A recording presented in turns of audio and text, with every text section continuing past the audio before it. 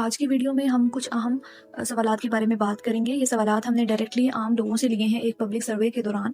ان کے ذریعے ہم نفسیات کے حقیقی پہلوؤں کو سمجھنے کی کوشش کریں گے۔ سب سے پہلے کسی نے پوچھا ہے کہ اگر کسی کے آس پاس کے لوگ یا گھر والے ہی اس کی ذہنی صحت کو خراب کرنے کی وجہ بن رہے ہیں تو اس انسان کو کیا کرنا چاہیے اور کیسے سپورٹ حاصل کرنی چاہیے۔ تو سائیکالوجی کے اکارڈنگ ہمیں سب سے پہلے یہ بات سمجھنے کی ضرورت ہے that person is not a problem.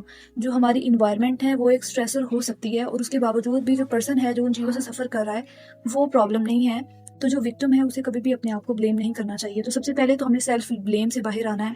اگر آپ جیسا بھی فیل کر رہے ہو اس میں آپ کا کوئی قصور نہیں ہے اور جو حالات ہیں آس پاس کے وہ آپ کے کنٹرول میں نہیں ہے، تو آپ نے سیلف بلیم خود کو نہیں کرنا۔ ایموشنل باؤنڈریز ہم نے سیٹ کرنی ہے، چاہے ہمارے جتنے بھی قریبی رشتے ہوں، ہمارے دوست احباب ہوں، اگر کوئی ہماری ذہنی صحت کو خراب کرنے کی وجہ بن رہا ہے تو ہمیں وہاں پہ باؤنڈریز بنانی ہے، ہمیں حدیں مقرر کرنی ہے رشتوں میں۔ وہ ہم ایسے کر سکتے ہیں کہ کوئی بہت چیخ چلا کے آپ سے بات کرتا ہے، غصے میں آپ کی کانورسیشن سٹارٹ ہو جاتی ہے تو آپ فوراً سے وہیں پہ پاز لیں، اگلے بندے کو بھی اسٹاپ کریں کہ اس ٹون میں یا اس سچویشن میں ہم بات نہیں کریں گے۔ جب آپ کا موڈ بالکل ٹھیک ہوگا، آپ بہتر ٹون میں ہوں گے، تب ہم یہاں سے بات کریں گے and I am living that place. بعض دفعہ اس جگہ کو چھوڑ دینا یا ڈسٹینس اختیار کر لینا ڈس رسپیکٹ میں نہیں آتا، وہ آپ کا رائٹ ہے کہ آپ وہاں سے جا سکتے ہیں۔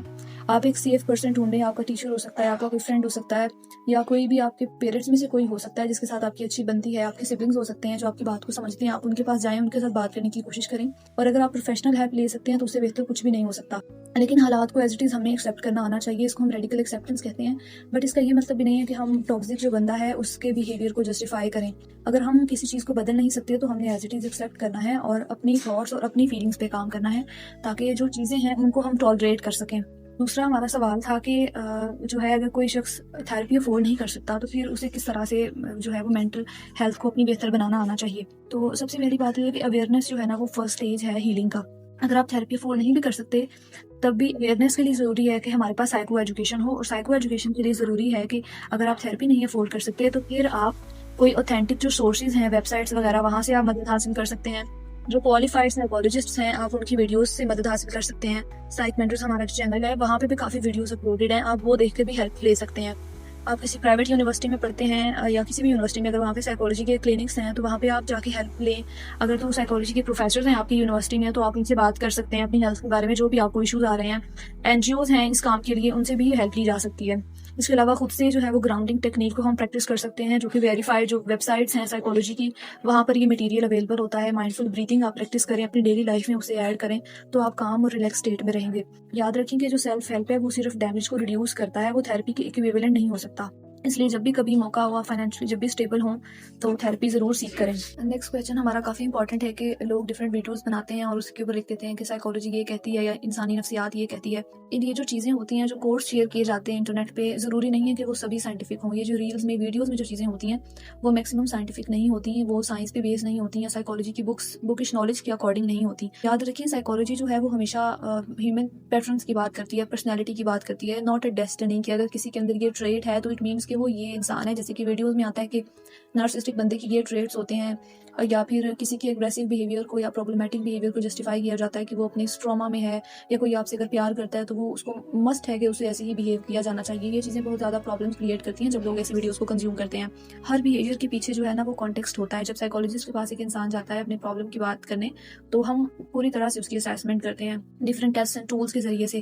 تو کسی کے سنگل ٹریٹ سے کوئی بھی انسان جج نہیں کر سکتا کہ وہ انسان کیسا ہوگا، اور کچھ سمٹمس کی بنا پہ ہم نہیں کہہ سکتے کہ اس بندے کو کوئی ڈس آرڈر ہے، بیکاز ڈس آرڈرز جو ہوتے ہیں ان کا پورا کرائٹیریا ہوتا ہے۔ نارسسٹک پرسنالٹی ڈس آرڈر ہے جس کا فل ایک کرائٹیریا ہوتا ہے، اور اس طرح کی نالج ہم اس طرح سے جو ہے وہ ریلز کی فارم میں وہ شیئر ہو بھی نہیں سکتی۔ وہ بہت واسٹ، بہت زیادہ ہیوج نالج ہے جو ایک سرٹیفائڈ جو ہے ایک ایکسپیرینس سائیکالوجسٹ ہی بتا سکتا ہے کہ کسی کی پرسنالٹی کا کیا مطلب ہے۔ نیکسٹ جو ہمارا کویشچن ہے وہ اس کے بارے میں ہے کہ جو لوگ ڈومیسٹک وائلنس کرتے ہیں اس کے پیچھے کیا لاجکس ہوتی ہیں۔ سائیکالوجی ایسے بیہیویئرس کو ایکسپلین ضرور کرتی ہے، لیکن سائیکالوجیکل جو ریزنز ہیں وہ ایسے بیہیویئر کو صرف ڈیفائن کرتے ہیں۔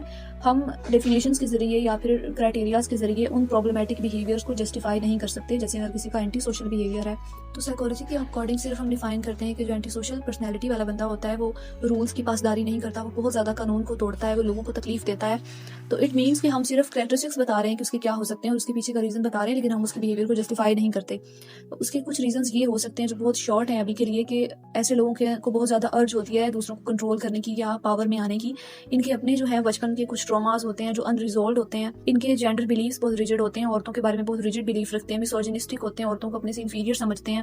ان کے اندر جو ایموشنل ریگولیشن ہے وہ پور ہوتی ہے, یعنی کہ وہ اپنے امپلسز کو, اپنے جذبات کو کنٹرول نہیں کر سکتے, مینیج نہیں کر سکتے. اور بعض دفعہ جو وائلنٹ بیہیویئر ہے وہ لرنڈ ہوتا ہے, یعنی جو دیکھا گھر میں وہی بعد میں ریپیٹ کیا.